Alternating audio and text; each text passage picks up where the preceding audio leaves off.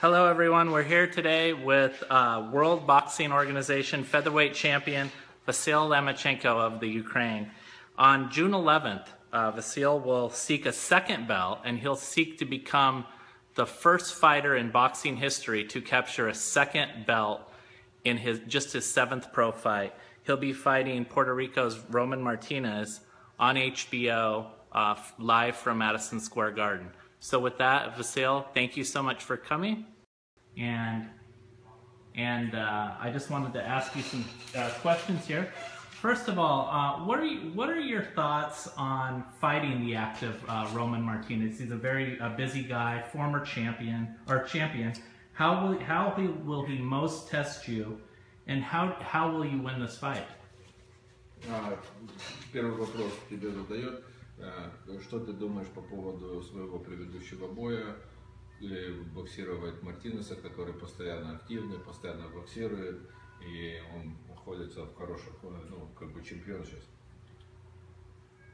Всегда интересно боксировать с сильными боксерами и тем более с чемпионами, с лучшими.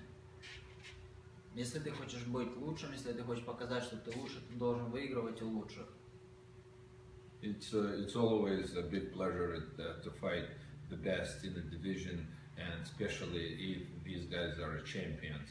It is my pleasure to fight the best guys, and if you wanted to be the best, you should fight the best. When you talk about the skill matchup, what do you do better than he can ever do? How will you beat him in this bout specifically? Если разговаривать по бою, что ты думаешь, что ты делаешь лучше, чем он что-то делает? Как ты думаешь, вот на чем ты сможешь у него выиграть бой? Я думаю, что я во всем лучше, чем он. Как бы это нескромно звучало, но, во-первых, он уже старый, во-вторых, он очень медленный. Да, у него есть большой опыт, да, он жестко бьет, да, он очень многих ребят отправлял в нокдауны, известных ребят, и у всех практически были с ним проблемы. I think I am better in any case than he is, and I'm not shy to say that. First of all, he is already old. Second of all, he is slow. Yes, he has a big experience. Yes, he can punch. Yes, he sent a lot of guys to knock down, and the guys with a name. But I think I'm better in any case, and I'm pretty sure I'm going to win the bout. Great. One of the interesting things at play here is, like I said, you're on HBO.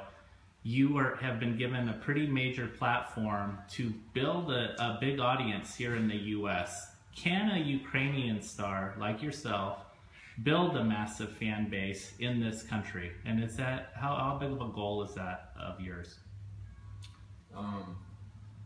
То же самое, как бы вопрос, который я хотел поднять, то, что ты будешь боксировать в главном бою, ты будешь боксировать на HBO, тебе дали хорошую платформу построить это все, чтобы вывести тебя на главные бои HBO.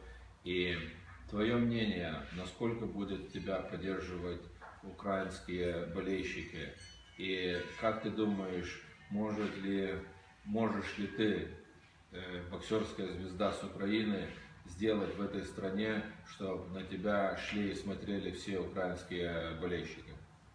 Я не могу сказать, могу ли я это или нет, но я буду пытаться делать, я буду пытаться внести свое имя в историю бокса, и я буду показывать тот бокс, который я умею, а понравится ли это американскому зрителю и всем остальным, ну, это, знаете, это дело вкуса.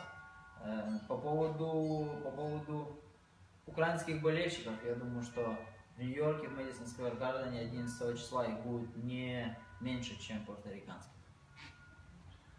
I can't say much if it's I can bring a lot of fans. I can't say what people like and what people do not like. One thing I'm sure about it, I'm going to show the boxing what I'm capable to do it. I'm going to show boxing what I know what to do it.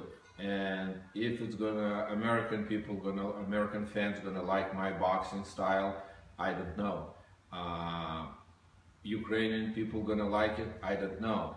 I am pretty sure that on a June 11th at the Madison Square Garden, the Ukrainian fans, it's not gonna give up for the Puerto Rican fans. I think it's gonna be a lot of Ukrainian fans at the Madison Square Garden. Great. You know, your fighting style, cultivated in the amateurs, by winning 2 Olympic gold medals, is incredibly active, incredibly precise with your fundamentals, and incredibly relentless. How did you know you would succeed in the professional ranks, where others who have been decorated Olympic champions have not been able to? What is it about your fighting style that has allowed you to do what you've done? Ты очень много что достиг в любительском боксе. У тебя очень много боев, ты выиграл 2 олимпийские медали. Как ты был уверен, что у тебя все это получится и ты можешь идти по профессиональному пути, так как многие боксеры, которые прошли Олимпиаду, не так сильно сверкают в профессиональном боксе?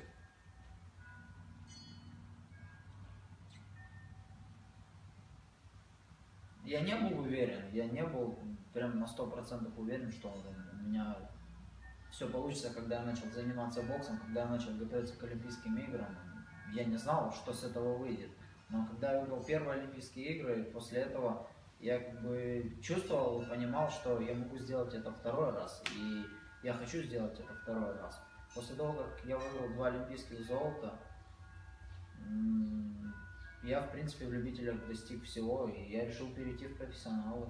И захотел сделать что-то невероятное, наверное, что-то необычное в профессиональном боксе. И я сразу стартанул, в принципе, на чемпионский бой. Понятно, что оно не сразу получилось, как бы, но все равно, тем не менее.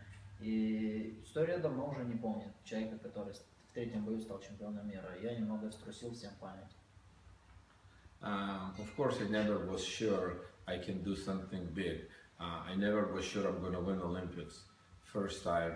I was just preparing, I was just working hard, I was training to win my first medal. After I won my first medal, I was already kind of like pretty much sure I can do it the second time, and I prepared for the second time for Olympics. I got me a second win, second gold, and after that I turned into pro. I wasn't sure I can do something much, but my ego and my desire was to fight right away for the championship bout. Again, I was preparing, I was working hard, and I did it, of course, not right away, because that fight couldn't happen, but let me tell you, history of boxing, don't remember when the last time was a guy who won his championship bout and became a champion in the 3rd professional bout. So I a little bit shook up history and brought to people, you know, the big memories. Yeah, I mean, you're referring to your immediate, very quick decision to go after Orlando Salido for his featherweight belt. And I know that you, on Saturday, will be attending Orlando's fight, super featherweight title shot against champion Francisco Vargas at StubHub Center in Carson. He also announced today that he's going to fly to New York to watch your fight. Yeah. Yes. Are you excited about that? No. Does that mean that? Ты радуешься этому? Я, конечно, большая честь для меня. It's a big honor for me. He's coming to the fight. Okay. Does that mean that you know your plan is to win this fight and then get revenge on Salido for your only loss? Сегодня на пресс-конференции, когда вот это, ну ты понял, в принципе, да, что они говорили об этом, и он объявил, что он обязательно прилетит. Они все уже знают, они говорят об этом, что Ломаченко будет присутствовать в субботу Ломаченко на бою, когда будет Солидо боксировать с Варгасом. И он объявил то, что он прилетит обязательно на твой бой в Нью-Йорк, он будет присутствовать на твоем бою. И сейчас как бы у тебя стоит как бы вот эта задача, что если он выигрывает титул, что обязательно как бы вот с ним встретиться на матч-реванш. Да, что... конечно, это вторая мысль после моей первой мысли, которая у меня сидит в голове. Первая мысль — это бой 11 июня. Я должен это сделать, я должен победить. Вторая мысль, конечно же, о том, что я очень сильно хочу, чтобы победил Орландо Солидо в этом бою, для того, чтобы мы могли сделать, наверное, интересный бой и объединить титулы. Но опять же, это все рано об этом говорить, это всего лишь слова. И я не привык, знаете, просто болтать и трепаться. Ну, я считаю, что человек должен сначала сделать, а потом об этом разговаривать. Yes, it's a big thing in my head. This is the second fight in my head. The first fight is the bout for June 11th against Rocky Martinez. And after that, it is my second fight. I'm gonna be cheering for Orlando Salido. I want him to win that bout, and I hope he's gonna win that bout. And the possibility about I need to win the bout too, of course, and possibility about putting two titles together and to fight me with Salido to do a rematch. I think that would be a very big and very interesting fight. But again, this is just the words. This is just the talking. I don't like much to talk. I don't like much to say something what's going to happen. Yeah. In my case, what I like to do, and then it's done. I would like to talk about it. Great. Let me put you on the spot though one more time on that, because there's a lot of people wondering if you win the fight, when you win the fight on June 11th, do you vacate the featherweight belt? Do you allow someone like Oscar Valdez to fight for that on July 23rd? Is that what you want to do, is make that move up to super featherweight? Дай мне еще один раз задать тебе такой, как бы, ну, не очень-то, может, приятный вопрос. Если ты, или когда ты выиграешь бой 11 июня, как ты думаешь, ты сразу объявишь, что ты остаешься в этой весовой категории 130 паундов, и ты разрешишь как бы такому боксеру, как Оскар Валдес, 23-го, потому что не планирует 23 июля боксировать за чемпионский бой, или ты еще будешь думать и как бы еще не знаешь, как это все произойдет? Все зависит от того, как пройдет бой 4 июня и 11 июня. После этого у меня уже будет какая-то стратегия, которую я смогу озвучить. First of all, it depends how the bout's going to be on a June 4th. Second, how the bout's going to go on a June 11th. And after that, I think I'm going to have some kind of strategy in my head, and I'm going to have my plans, and then I can already announce, after my fight, I can announce what is next in my career. Great. Now we're talking to you live. I believe we're in Ventura County City. What is it about training in Oxnard and living here that you like in regards to getting prepared for your fights? Мы в трансляции, прямой трансляции, в прямом эфире. Мы находимся в Вентура Каунти, город Камария. Что для тебя, как вот ты смотришь на это все твои подготовки последние происходят здесь, в Окснарде, что тебе здесь нравится и что тебя здесь держит в этой стороне? Ну, в первую очередь, у меня есть все условия для подготовки. Это комфортные условия для проживания, комфортные условия для тренировок. У меня находится практически все рядом со мной. И я, как видите, изолирован от общества, которое может мне помешать в подготовке. Ну, вот это основное, что помогает мне готовиться к боям. I feel very comfortable here. Everything is done properly. The living conditions, the training conditions, everything is so great. I have everything what I need for preparation of a bout. As you can see, I am completely closed from all the other, how to say, изолированный. I am out of all the people who can be disturbing me, so basically all I do, I just concentrate here on the fights, and for me it's a very comfortable to be here in the terrain here, preparing for fight. Thank you. Vasyl, just last thing, it's not really a question, just more of a statement that I was kind of taken back by today. I was speaking to veteran promoter Bob Arum, who's been in the sport for 50 years, and he said, short of Muhammad Ali, I can't think of a more technically brilliant fighter than Vasyl Lomachenko. He said that you are a sensational artist, and he said, now I know what it feels like to be Pablo Picasso before people knew who he was. He said he was, taking his pieces of art out to show them to the public, and originally people didn't really understand how truly brilliant they were. But as they, looked at them and kept watching, you're like that. If you just sit and watch a Lomachenko fight time and again, you will see how brilliant he is. What does that kind of compliment mean to you? Thanks, Bob. Я сегодня разговаривал с Бобом, который уже в боксе 50 лет. И Боб сказал такие комплименты в твою сторону, что после Мухаммада Али он не может вспомнить ни одного боксера, которого он встречал, которого он видел, что был настолько много талантливый и исполнял такие вещи в ринге.